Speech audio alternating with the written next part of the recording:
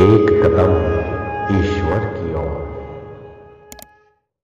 श्री योग वशिष्ठ महारामायण निर्वाण प्रकरण पूर्वार्ध पहला सर्ग। मुनि वचन से श्रोताओं का उत्थान, उनकी आने की क्रिया तथा सुने गए विषयों का चिंतन एवं निद्रा से रात्रि का यापन, यह वर्णन। सबसे पहले पूर्व प्रकरण तथा उत्तर प्रकरण की हेतुता संगति का सूचन कर रहे महर्षि वक्तव्य विषय की प्रतिज्ञा करते हैं। महर्षि वाल्मीकि जी ने कहा, भद्र, उपशम प्रकरण के अनंतर अब इस निर्वाण प्रकरण का श्रवण कीजिए, जो कि ज्ञात हो जाने पर मोक्ष रूप फल देता है।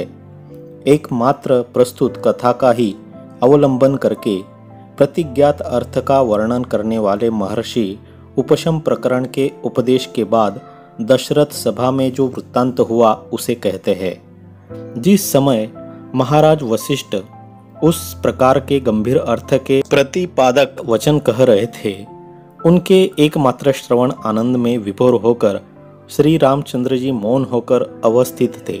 महामुनि वशिष्ठ जी की वाणी और उससे प्रतिपादित अर्थों का मन में धारण कर राजे लोग, जिन्होंने मानसी तथा बाह्य पदार्थों का दर्शन और शारीरिक चेष्टा का परित्याग कर दिया था, निश्चेष्ट होकर चित्रार्पित की नई अवस्थित थे। महामुनि वशिष्ठ जी द्वारा उपदिष्ट वाक्यों का बड़े आदर के साथ ऊपर उठाई गई तर्जनी उंगली के विलक्षण अभिनय तथा भ्रूभंग पूर्वक श्रोता मुनिगण विचार कर रहे थे।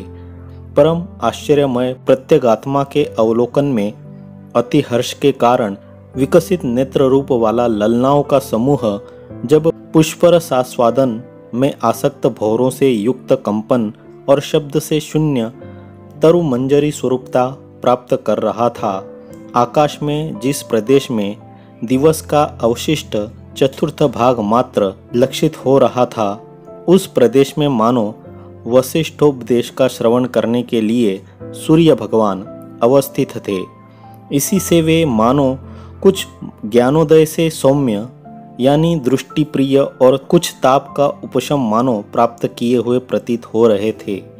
मुनि उक्त अर्थ के श्रवण के हेतु कुसुम वितानों के संस्पंद से मालित माला युक्त, इसलिए मंदार की मधुर सुगंध देने वाला पवन मौन होकर बह रहा था। तत्वज्ञान हो जाने के कारण मानो उत्तम ध्यान कर रही बड़े बड़े भ्रमरों की पंक्तियां पुष्प पंक्तियों के ऊपर सो रही थी। मुक्तामय जालाकार सरोवर के मोतियों की जाल के आकार के वेष्टनों के मध्यस्थ भूमि प्रदेश में जल श्रवण के लिए मानो उत्कंठा से स्पंद रहित होकर मुक्ता आदि की प्रभा से प्रकाशित हो रहा था। देशतः और कालतः अपरिच्छिन्न आकाश मार्ग की पथिक चिरकालिक दीर्घ प्रवास से श्रांत सूर्य रश्मियां शीतल घर के अंदर श्रवणशाला में विश्राम के लिए छोटी खिड़की के मार्ग में प्रविष्ट हो रही थी। शांत हो रहे मोतियों के समूह के प्रभाजालमय भस्म से धूलित स्वरूप श्रवणशाला के अंदर प्रविष्ट तपस्वी रूपी दिवस के शरीरभूत सूर्य के प्रकाश अपने भीतर मानो शांति गुण सूचित कर रहा था।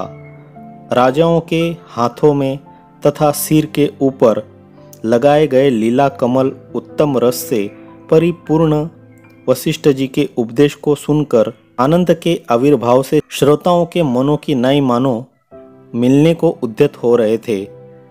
अज्ञानी बालकों को तथा पिंजड़े में स्थित शुक आदि पक्षियों को आदर पूर्वक भोजन देने के लिए स्त्रीजन त्वरित हो रहा था। चक्कर काट रहे भ्रमरों के पंखों से उत्थित वायु से उड़ाई गई थोड़े विकास से युक्त कमुद संबंधी धूली चामर और आंख की बरौनी पलकों के आगे के बाल पर भली प्रकार चारों ओर विश्रांत हो चुकी थी। पर्वतों की गुफाओं से निकले हुए छाया समूह रूपी अंधकार के भय से मानो उड़कर छोटी खिड़की के द्वारों में आश्रय के लिए सूर्य रश्मियां घर के भीतर प्रविष्ट हो रही थी। उस समय दिन के चतुर्थ भाग का सूचन करने में तत्पर दिशाओं के मुखों को पूर्ण कर देने वाली नगारे, ढोल और शंख की ध्वनि हुई। उक्त ध्वनि से मुनि वशिष्ठ जी का उन्नत स्वर भी उस प्रकार तिरोहित हो गया जिस प्रकार मेघों के नाद से मयूर का शब्द, उस ध्वनि से पिंजड़े में स्थित पक्षी क्षुब्ध पंखों से युक्त होकर चारों ओर से उस प्रकार क्षुब्ध हो गए जिस प्रकार भूकंप होने पर वेग पूर्वक ताल पल्लवों से युक्त वन पंक्तियां चारों ओर से क्षुब्ध हो जाती है। उस समय भय से त्रस्त हुए बालक धात्रियों के स्तन मध्य में रोदन शब्दपूर्वक ऐसे लिपट गए जैसे वर्षाकालीन मेघ उन्नत शिखर के कोटर में लिपट जाते हैं। क्षुब्ध हुए प्रवाह से युक्त नदियों से जैसे जल कण उठते हैं, वैसे ही उस ध्वनि से राजाओं के शिरोभूषणों से पुष्प धूलि से गौरवर्ण भ्रमरों की परंपराएं उड़ने लगी।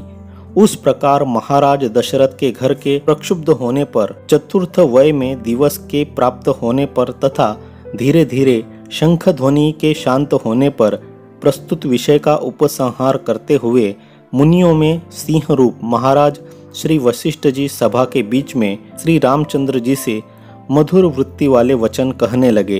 हे निष्पाप राघव, मैंने जो यह आपसे वाग्जाल यानी तत्वोपदेश के रूप में जो वचन कहे हैं, उनसे चित्तरूपी पक्षी को बांधकर तथा हृदय में रोककर आत्मरूपता प्राप्त कीजिए। श्री राम जी, मेरी वाणी के इस प्रकार अविनाशी अर्थ का आपने क्या उस तरह ग्रहण किया जिस तरह हंस जल से यानी दूध से मिश्रित जल में से जल का परित्याग कर दूध का ग्रहण करता है।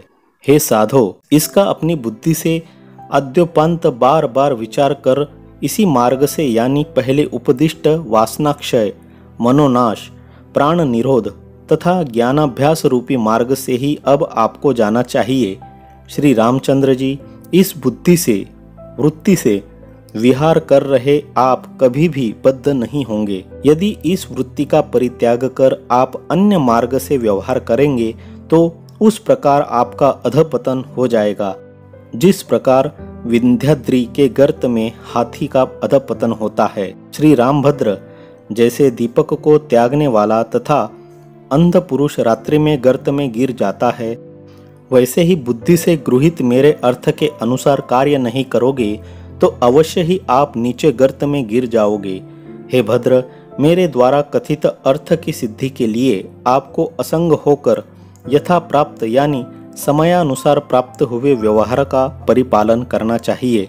समस्त शास्त्रों के परम तात्पर्य विषय सिद्धांत का मन में दृढ़ीकरण करके आप उदारवान यानी अपरिच्छिन्न आत्मबोध से संपन्न हो जाइए। हे सभ्यगण, हे महाराज दशरथ, हे श्री राम जी, हे लक्ष्मण तथा अन्यान्य नृप वर्ग, आप सभी आज अपने अपने आर्हिक कर्मों का संध्या वंदन का अनुष्ठान करें, क्योंकि प्रायः आज का दिन समाप्त होने जा रहा है। अब जो अवशिष्ट विचार है उसका जब आप प्रातः काल सभा में आएंगे तब हम लोग विचार करेंगे।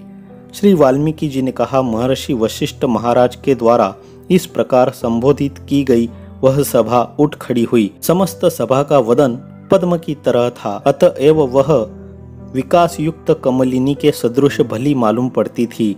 अन्यान्य राजाओं ने महाराज दशरथ की स्तुति की, श्री रामचंद्र जी को नमस्कार किया तथा महर्षि वशिष्ठ जी की खूब स्तुति की। अनंतर वे अपने अपने आश्रम में चले गए।